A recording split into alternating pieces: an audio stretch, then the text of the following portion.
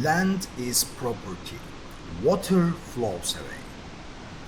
You cannot draw borders on it. You cannot own it. Water is a common good.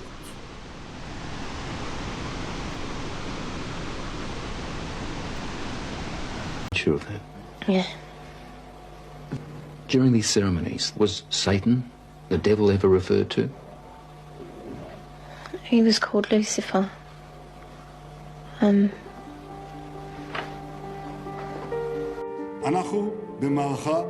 We are in a multi-arena campaign. What are you, class 3 sexual predator? Tier 1. What's tier 1's the highest and worst? We're crushing Iran's currently as we speak. I just looked. We had another big day.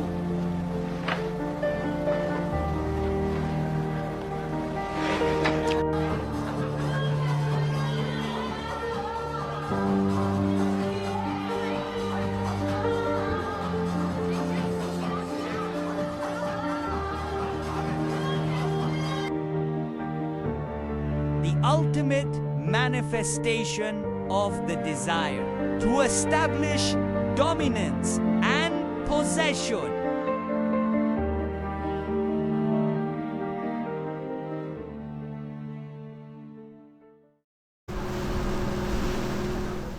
Land is property.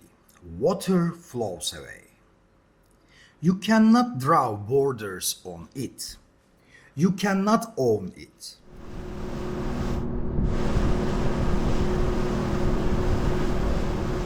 Water is a common good. The kindness, gentleness, and transparency of water people.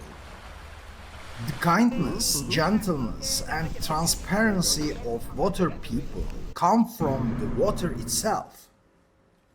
Water means trade, and trade requires recognizing differences and practicing tolerance. The beauty of the Brunei people is rooted here. You born here or? Yes, I born here. You born here, perfect. For example, in your childhood time, how was your childhood? You play, what kind of play in the water village? My child not play in the water village. They are people of the water. But today, we look at how this beauty contrasts with the concrete and steel greed of the modern world. Welcome to Metropolitan Dervish. Today, we talk the wooden piers of Kampong Ayer, the world's largest water village. We are not just exploring a place, we are discovering a mindset. We will see how the fluidity of water resists the rigid property regimes of the land. We will connect these modern tragedies was born of greed and global corruption. Kampong Ayer has floated here for over 1,000 years. In the 16th century, explorers called it the Venice of the East. They saw more than architecture, they saw prosperity, but living on water is a response to the burden of the land.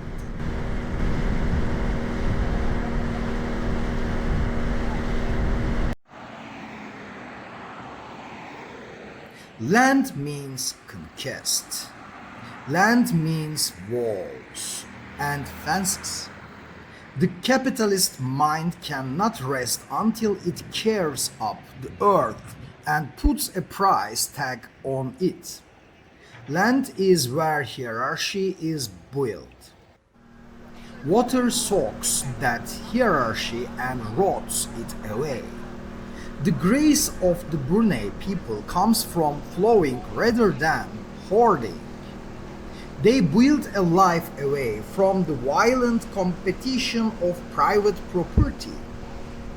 The greed for land doesn't stop at borders. It is the force bleeding the world today.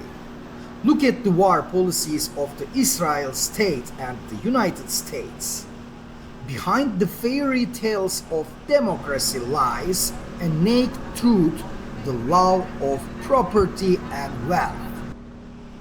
The occupation in Palestine is the most violent form of land theft. It is the forced removal of people from their homes and olive groves. The efforts to destabilize Iran are about controlling resources and trade routes, the property of global capital. I not play. Worked, Yeah. worked, Just- always just working? Yeah, just working. Yeah. How many years are you working? Until 60 years old.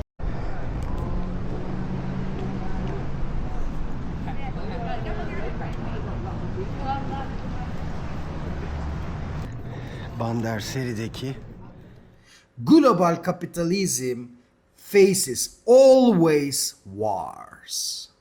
This greed rots the soul. At Metropolitan Dervish, we curse the Jeffrey Epstein files. This was not just individual depravity, it was proof of how the global elite is decayed by power. Remember the allegations against Donald Trump and Benjamin Netanyahu. These figures are tied to dark networks.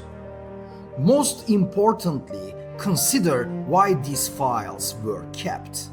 To give the Israeli state leverage and blackmail power over the world's most powerful leaders like Donald Trump.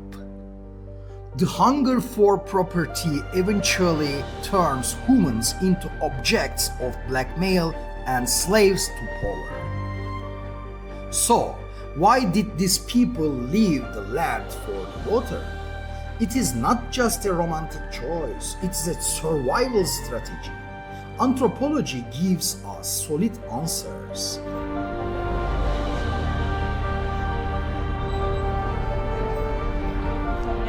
During start working 1996. What was your job? Security. First, defense. Land is for marching armies. Water is a natural moat. Houses on stilts are easy to protect. Water is a buffer where state control weakens. Second, hygiene. Before modern sewers, water villages were cleaner than land cities. In Kampong Ayer, the tides act as a natural flush. Twice a day, the ocean carries waste away. This reduced the risk of disease compared to crowded cities on land.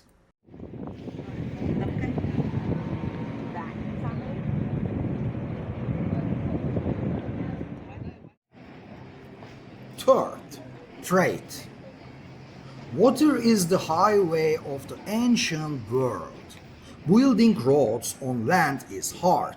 Building your home on water means the highway is at your front door. Fourth, autonomy. Living on water offered an escape from taxes and forced conscription. Escape from state cruelties. Because water was common property, these communities lived with more equality and freedom. Kampong Ayer is more than a marvel. It's a 1,000-year-old answer to the greed of capitalism.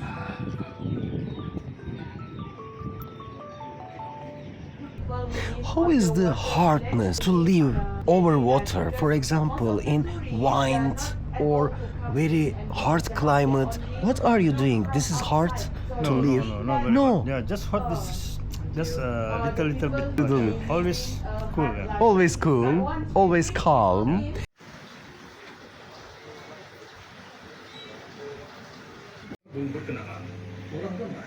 Ortak bir biçimde kullanılıyor. The wars today and the rot in the Epstein files are products of the obsession with owning.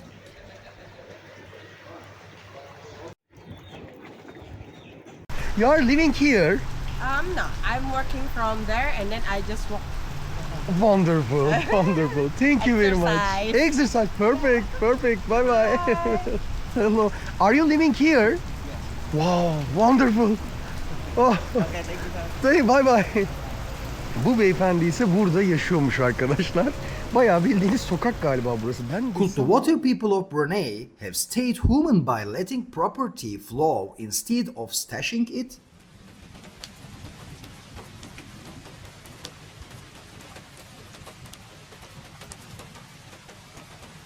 In a future of rising seas, we have much to learn from them. Why live on water when there is land?